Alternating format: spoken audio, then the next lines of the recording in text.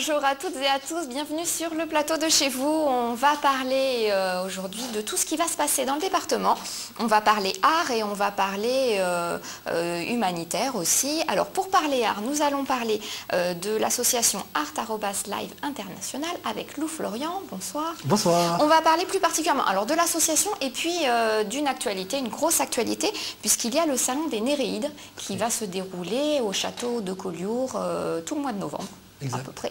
Voilà, donc on va parler de tout ça, parler et de l'association et de tout ce qu'on va pouvoir découvrir lors de ce salon. Et puis nous allons parler humanitaire avec l'association Elle Universelle, Michel Béguin, bonsoir. Bonsoir. On va parler avec vous aussi de l'association et puis là encore d'un événement, ça se déroule le 15 novembre, c'est la fête, voilà, la fête Elle Humanitaire.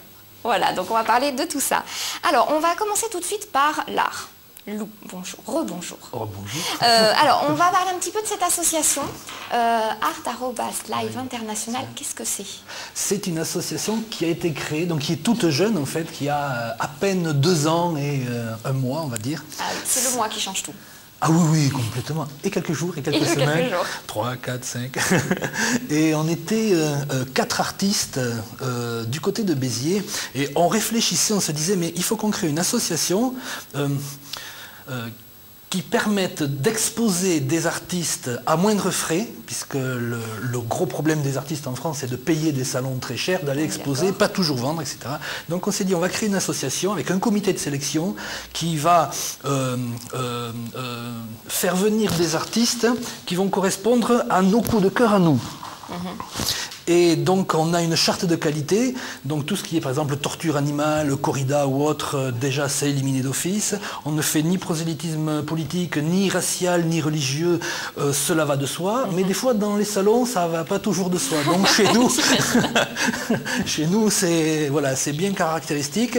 Et ensuite donc on ne regarde pas quelle est la cotation de l'artiste, on ne regarde pas si c'est un grand ou un petit, on ne reçoit que nos coups de cœur. Et c'est ce qui a fait notre...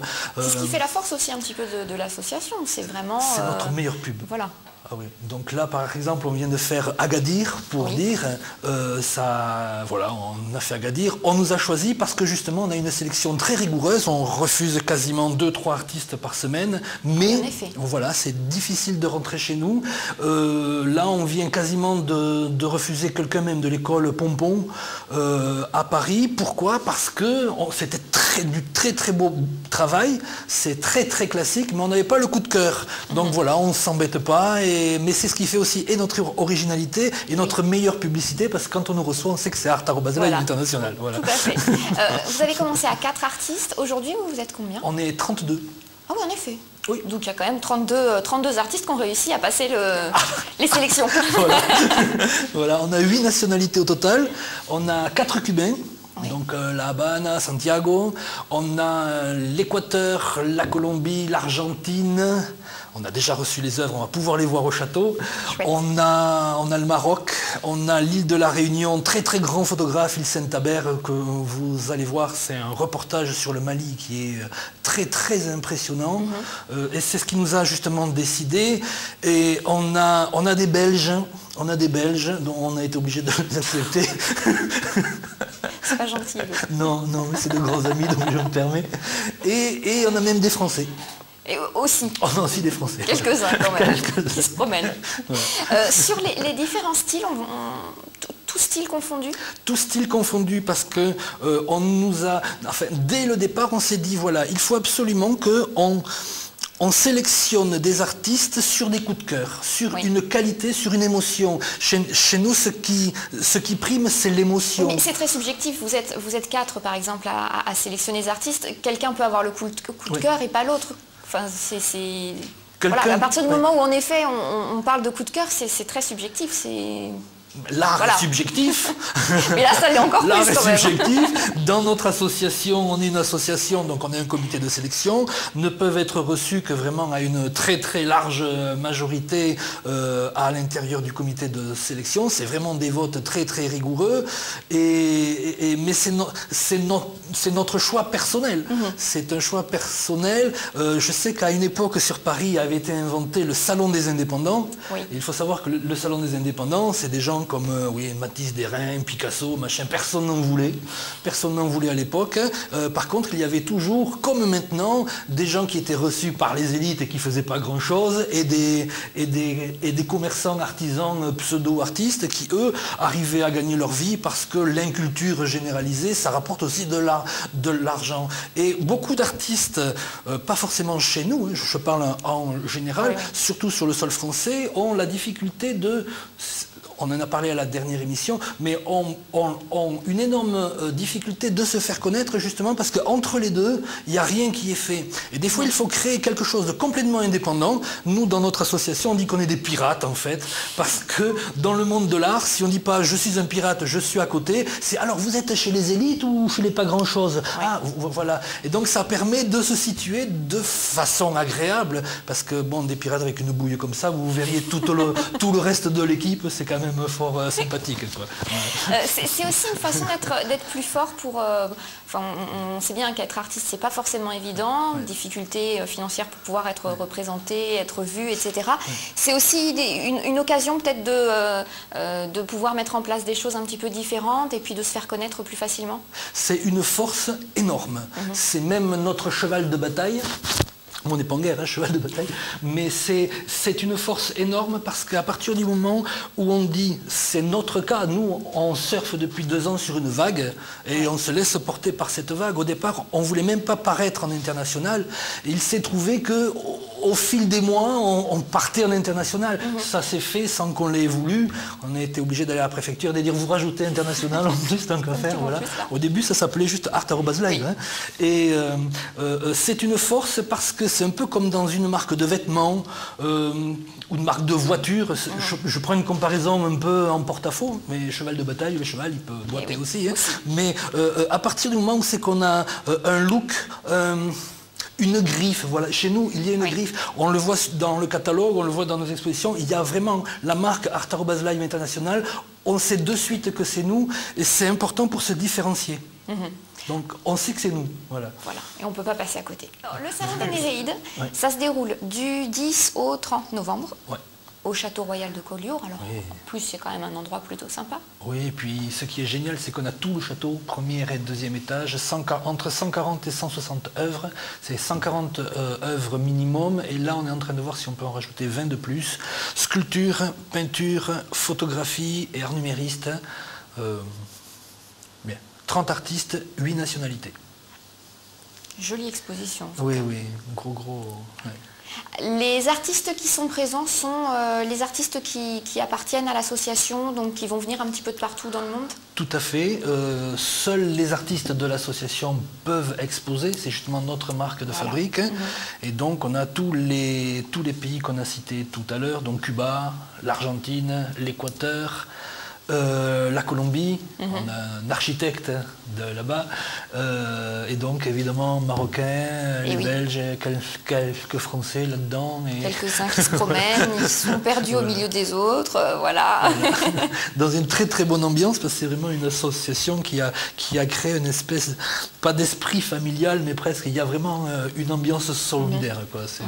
C'est la première édition du salon? Tout à fait. Alors on expliquait, on en parlait tout à l'heure, s'il n'y avait pas une association, s'il n'y avait pas un regroupement d'artistes, c'est un salon qui serait plus que compliqué à mettre en place? Ah oui, il faut absolument une structure parce que... il faut une structure associative parce qu'il y a quand même besoin de recevoir des œuvres de l'étranger. Il y a en France beaucoup de salons artistiques internationaux. Alors ça, c'est vraiment... Parce qu'il y en a non-stop à peu près. Hein. Tout au long de l'année, on peut retrouver des salons... divers et variés. Voilà, d'hiver et d'été. Aussi. Et ce qui est marrant, c'est que quand on va dans ces salons, on dit « Ah, c'est international, mais il n'y a que des Français en général. » Voilà, là, c'est vraiment, on promet aux gens qui vont venir qu'ils vont voir un vrai salon international parce qu'il y a des gens qui viennent de l'étranger et même hors de l'Europe. Donc, c'est un vrai salon international. Il y a une différence justement entre, par rapport aux œuvres, entre les œuvres d'un Européen, les œuvres d'un Mexicain ou quelque chose. Il y a des choses qui sont un petit peu différentes dans la façon de peindre ou dans les sujets. Moi, je dirais que non. Par exemple, là, on est en train de voir à l'écran Migoui, qui est un Argentin. Je trouve qu'il a un travail numériste tellement performant que pour moi, c'est un Européen, en fait. Et un Européen, Europé 2, Europé 3, tant qu'à faire, j'en profite. C'était facile, ça. C'était facile, je sais. Désolée. Et oui. Et si on prend Luis Juanicote, par exemple, qui est le peintre de La Havane, qui est l'un de nos invités d'honneur, on s'aperçoit que c'est un paysagiste traditionnel, mais qui a une touche personnelle qui va rendre une émotion. En même temps, dans ce pays-là, vous avez des artistes beaucoup plus contemporains, oui. Qui sont tout à fait novateurs et qu'on pourrait presque prendre pour des Européens aussi. Donc est-ce qu'il y a vraiment une différence entre tous ces continents? Peut-être la différence sera plus avec Mohamed Hatif, qui lui est un calligraphe marocain, qui a vraiment une écriture marocaine. Voilà, là on va vraiment voir une différence. Sinon, si on ne met pas les noms en dessous, non, ça c'est moi, mais voilà. Je suis vraiment content. Alors on va pouvoir découvrir, vous l'avez dit tout à l'heure, aussi bien photo, art numérique, peinture, sculpture, pour tous les goûts. Pour tous les goûts, tous les styles, c'est vraiment nos coups de cœur. Donc on présente vraiment des coups de cœur, en traditionnel ou en moderne, des coups de cœur. Voilà. On a un peu tendance à penser que pour aller voir une exposition, il faut s'y connaître un petit peu en art, etc. C'est pas réellement vrai, il suffit simplement d'y aller et puis de voir un petit peu comment on ressent les différentes choses qui sont exposées.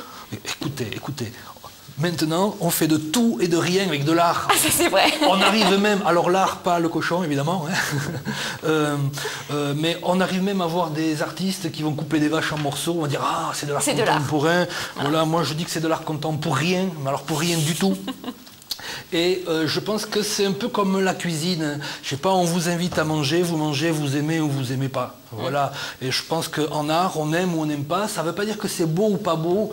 Simplement, on va aimer ou on va pas aimer. L'important, c'est d'arriver et de chercher des émotions. Si vous avez une émotion, c'est bien. Regardez quand vous êtes amoureux, par exemple, ou amoureuse. Ah, j'ai une émotion. C'est ça qui fait la différence.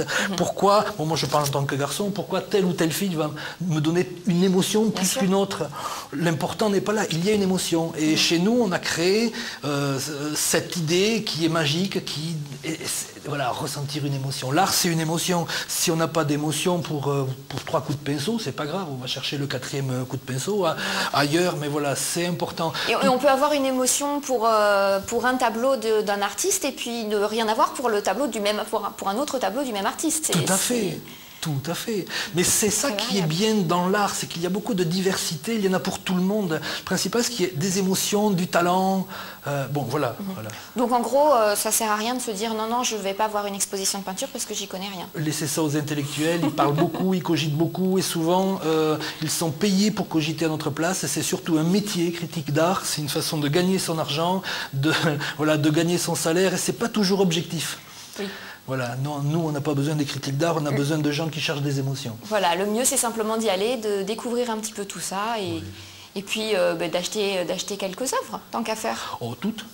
Enfin, toutes, ça va peut-être faire beaucoup, mais... La moitié. La moitié, pas de problème. Si vous voulez, il n'y a pas de souci. Donc on va rappeler, ça se déroule, donc ça commence le 10, c'est jusqu'au 30 novembre au Château Royal de Collioure, dans tout le château. Dans tout le château, première et deuxième étage. Ah oui, on a envahi le château, il y a quand même 2000 invitations personnalisées. Donc si on n'est que 500 le soir du vernissage, c'est pas grave, le 14. Voilà. Un petit truc à signaler, donc on a 2 invités d'honneur, donc Luis Juanicote de La Havane, à Cuba.